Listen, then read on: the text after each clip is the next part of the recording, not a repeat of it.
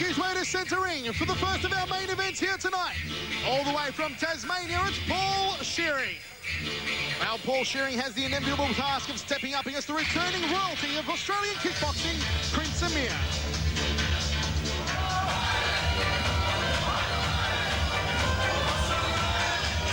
Oh, listen to that music! Listen to that ovation! It can only mean one thing! Make his way to the ring! The man who is the royalty of Australian kickboxing, the former triple world champion, the one, the only, Prince Amir! Mark the Hammer, there's nothing quite like him. There's nothing like the entertainer, the showstopper, that is the legendary Prince Amir. Well, as Amir told me in the pre-fight interview, he's rested his body a year and a half he's had off, and that can only do good things for him. He's back with a vengeance. Amir running a very successful Thai boxing school in Sydney now, and operating out of Richard Bradford's club up there in Sydney. Big student base, a lot of following in Sydney, Amir, but he's back in Melbourne town, and he's here to stamp a big impression on the Melbourne crowd once again. He is the one and only Prince Amir, and let's go from a prince to the king of ring announcing, Andy Raymond. We are scheduled for a middleweight contest and set for three 3-minute rounds under K1 rules. Introducing first and fighting out of the blue corner, he hails from Tasmania and tipped the scales at 66.35 kilos, Paul Shearing. Standing across the ring, originally from Iran, he spent time in Melbourne and is now based out of Sydney and weighed in at an even 70 kilos. A global superstar who has fought on all points of the compass. He is a 3-time former world champion and last graced us with his presence in the squared circle in the year 1999. Tonight we say welcome back to kickboxing's royalty, Prince Amir. Malcolm Bullner, the referee in charge of the action when the bell rings. Well, what a rousing ovation here for the one and only Prince Amir, making his return to the ring since 1999. Last time out, of course, losing to Scotty Bannon up there at the Magic Millions on the Gold Coast, and he's back in centre ring. Good luck to both your fighters. May the best man As the lovely ring girls head around the ring at the start of round one, and Hammer will be seeing a lot of lovely girls later in the year when the new Wet and Wild calendar comes out. I think you've got a little bit to do with that, the production of the Wet and Wild 2002 calendar. Oh, that is one of the hard jobs I have, unfortunately, Michael, but, you know, it's someone a has tough job, to do but it. someone's got to do it.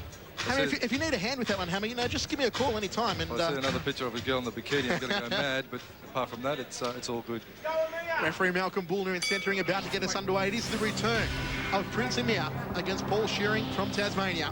This one's scheduled for 3 threes under K1 rules, so there will be knees and moderate grappling.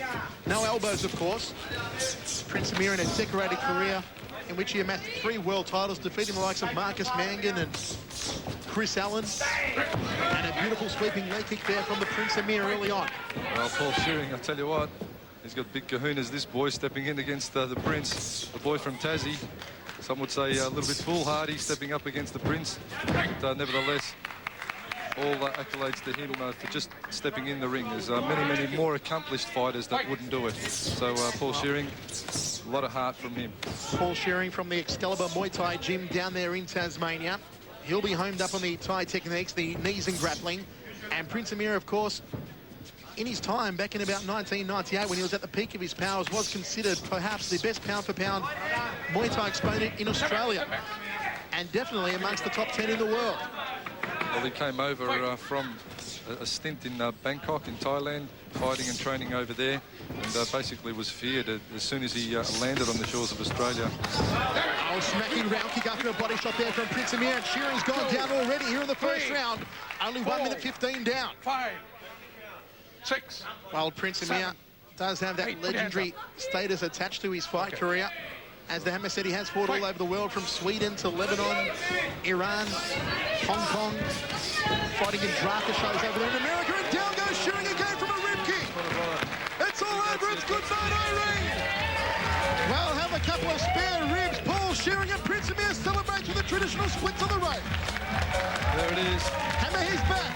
The Prince is back and he's qualified for K1 Max. Well, the Prince Amir is ecstatic. As certainly made a successful return to centre ring.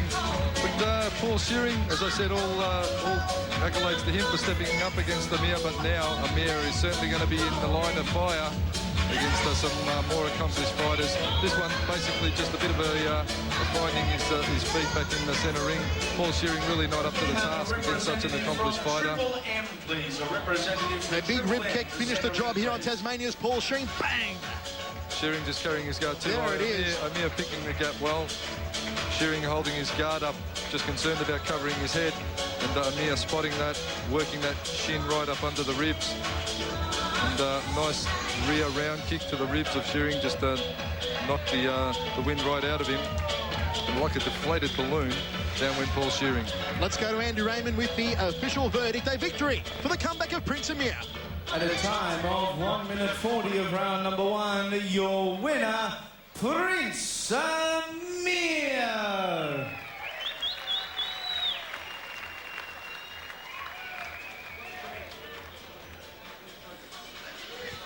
Okay, here we see Amir just finishing off Paul Shearing. That rib Deflating him, kick Hammer. really deflating him, just like a deflated balloon. He went down. And Amir is back. He's certainly back successfully. Let's go to Andy Raymond with the Prince Amir and the sore ribs of Paul Shearing as Amir hops over those ropes once more. Well, Amir, it has been almost 2 years, but no ring rust. You look very much at home. Welcome back. Thank you very much, thanks. Yes, I had few injury for last couple of years before I stopped fighting, and I didn't done pretty well. And when I finished my last fight, I wasn't happy with my last 3 fights.